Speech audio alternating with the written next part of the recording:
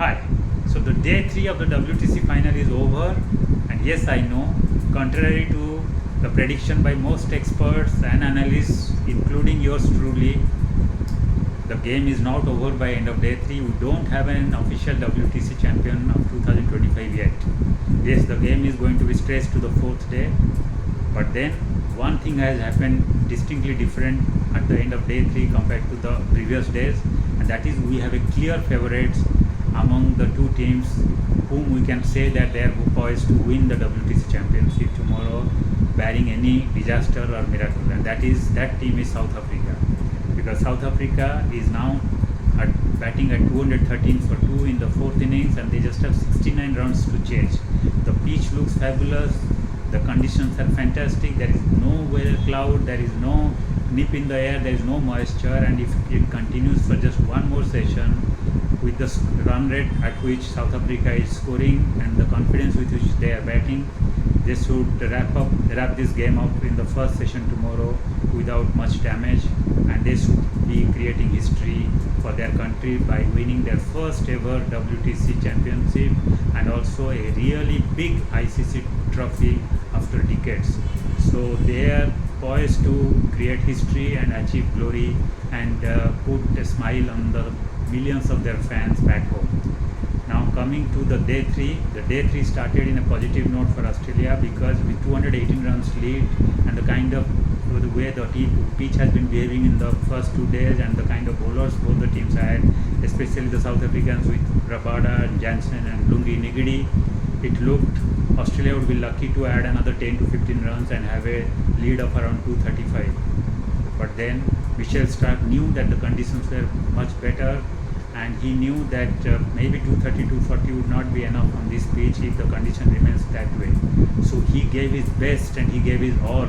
His entire focus, his determination, his grit, his mental focus, concentration were on to stay as long as possible, to add as many priceless runs as possible, to set a daunting task and target for South Africa.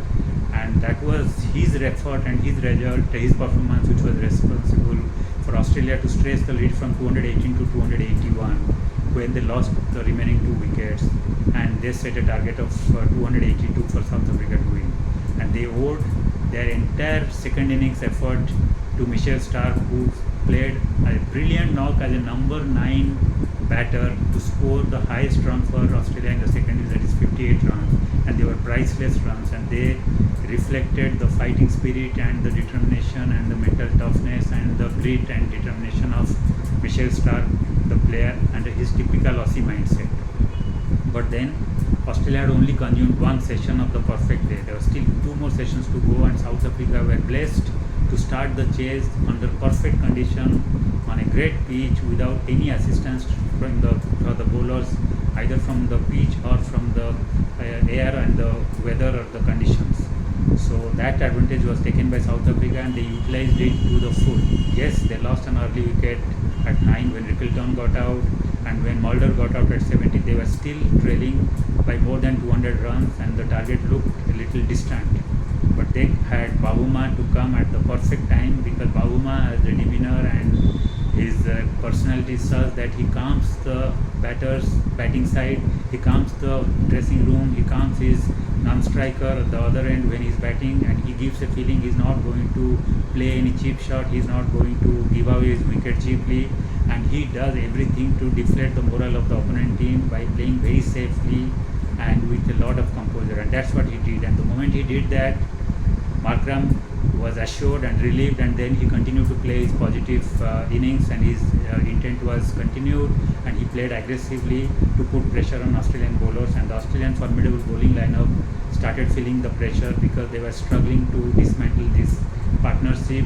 At the same time, this partnership was also going on adding runs at a brisk pace, and slowly the pressure was felt by Australia, and they failed to dismantle till the end, and then South Africa reached a formidable total of 213 for 2, and in the process Markram achieved a milestone, a fantastic century he achieved at Lord's, playing the 4th innings of a WTC final when the whole pressure was on him because he was sitting on a pair after being dismissed for a duck in the first innings.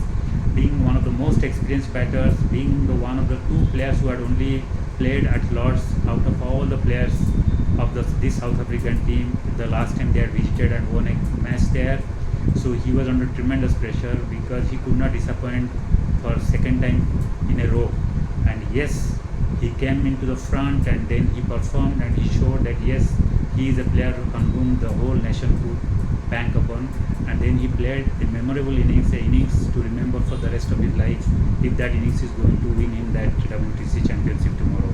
He played a brilliant 102 not out and he's still there to carry the bat tomorrow and to hopefully take South Africa to the door of victory.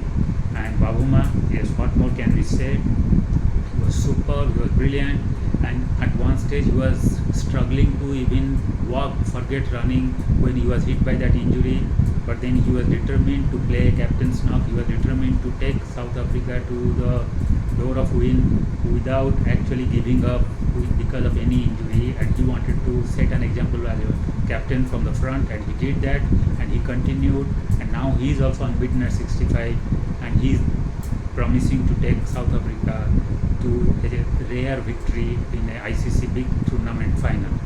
So what a knock by both the players. But then before we congratulate the two players and also congratulate South Africa, one thing is also needs to be pointed out. As it's the cliche that goes everywhere in cricket that catches win matches and drop catches can cost you games.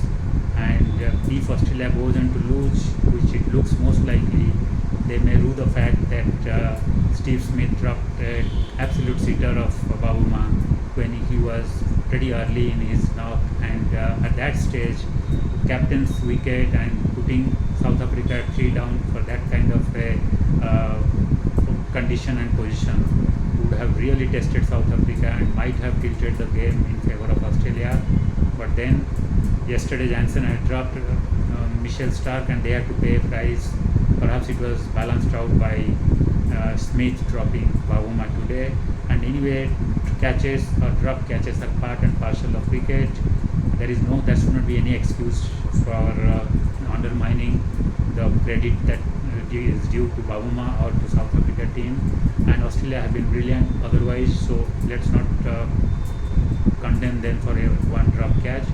So yes, it has been a fair performance by both the teams, and South Africa has been now snatched the game's initiative in the third day with their batting, and barring any last minute disaster or any miracle, they should go on to win tomorrow in the first session. And if they win, congratulations to them in advance, and commiserations to Australia if they fail to win. Otherwise, if Australia manages to once again turn the tables, then hats off to Australia. But that we can talk tomorrow when we wrap up this test match